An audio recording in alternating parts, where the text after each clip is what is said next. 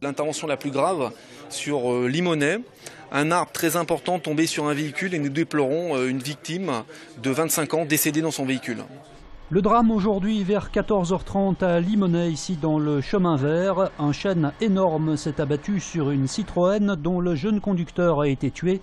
Les pompiers ont mis plusieurs heures pour découper l'arbre en tentant d'atteindre la victime. Malheureusement, celle-ci n'a pas survécu. Un peu partout dans l'agglomération, des chutes d'arbres se sont multipliées. Le standard des pompiers était saturé.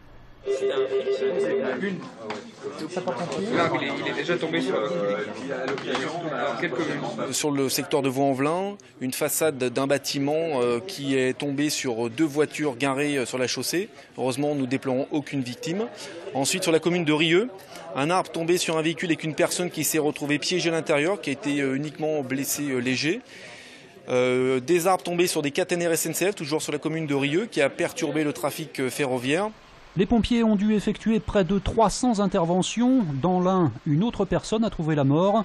À Lyon, la préfecture n'a pas été épargnée, à l'image là encore d'un arbre énorme déraciné qui s'est abattu dans le parc, épargnant de peu une statue. Un appel à la vigilance est encore lancé pour cette nuit, cette fois en raison de fortes pluies annoncées.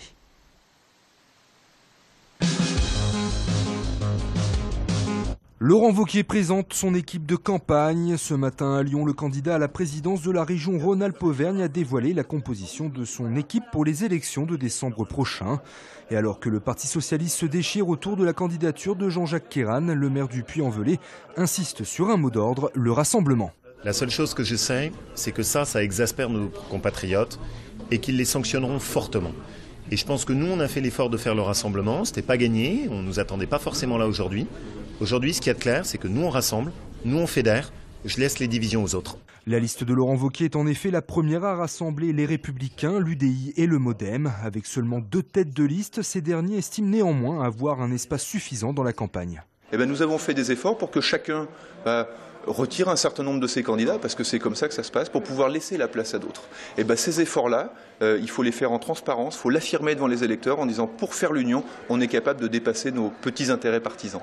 Autre nouveauté, la large place faite à la société civile avec une surprise, la candidature de la championne olympique de ski Carole Montillet en Isère. J'ai vraiment eu confiance en lui, j'adhère à ses idées aussi, sinon je pense que je ne serais pas partie avec eux non plus, mais de temps en temps, le bon sens des gens et une approche un peu différente, ça peut faire du bien, ça ouvre un peu les esprits. Selon un récent sondage, Laurent Wauquiez serait crédité de 34,5% des voix, contre 23% pour Jean-Jacques Queyranne.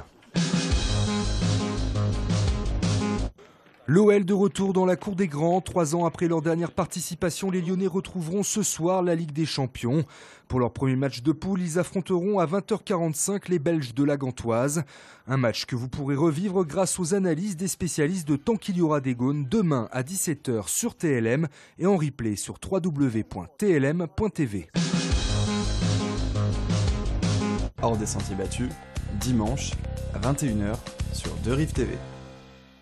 Alors 2Rives TV, c'est la première chaîne de télévision éducative et culturelle en langue française et en langue arabe. 2Rives TV a commencé à émettre aujourd'hui depuis ses studios lyonnais installés dans le même bâtiment que TLM, une chaîne thématique fondée par un éditeur marocain et l'ancienne directrice de Cap Canal, qui veut, comme son nom l'indique, faire dialoguer les cultures entre les 2 rives de la Méditerranée. Moi, j'ai fait le constat qu'il manquait dans le paysage médiatique un média qui puisse parler effectivement du monde arabe et de la France de façon apaisée, bienveillante et surtout pédagogique, parce que je pense qu'il y a une méconnaissance des 2 cultures et donc une crainte. Dotée d'un budget de 400 000 € par an, 2Rives TV emploie 5 personnes et diffuse essentiellement du documentaire. La chaîne gratuite est visible sur Numéricable et Internet.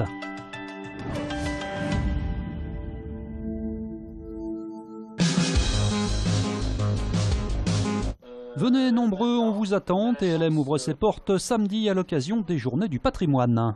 Puisqu'on est une chaîne locale de proximité qui vit avec ses téléspectateurs, leur permettre de mieux connaître nos studios, de voir les coulisses, comment on fait une émission, comment on travaille. Et puis c'est l'occasion aussi d'engager le dialogue avec les équipes, de rencontrer les techniciens, les journalistes, les présentateurs, absolument toute l'équipe, et de bien s'approprier cette chaîne. On souhaite que les Lyonnais soient acteurs de leur chaîne aussi. Et lors de la dernière participation de TLM aux Journées du Patrimoine, vous aviez été près d'1 millier à venir nous rendre visite. On vous espère aussi nombreux cette année. Rendez-vous donc samedi de 10h à 18h dans nos studios pour Lafayette.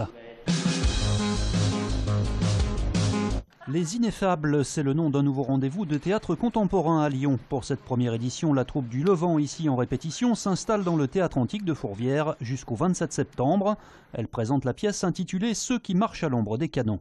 Depuis quelques années, on travaille avec un auteur, à partir d'un auteur israélien qui s'appelle Anor Levin. Et pour Fourvière, pour le 5e arrondissement, on a voulu parler des résistances. À quoi résistons-nous ? TLM vous offre des places pour les Ineffables. Pour les gagner, soyez les premiers à nous contacter sur tlm@tlm.fr.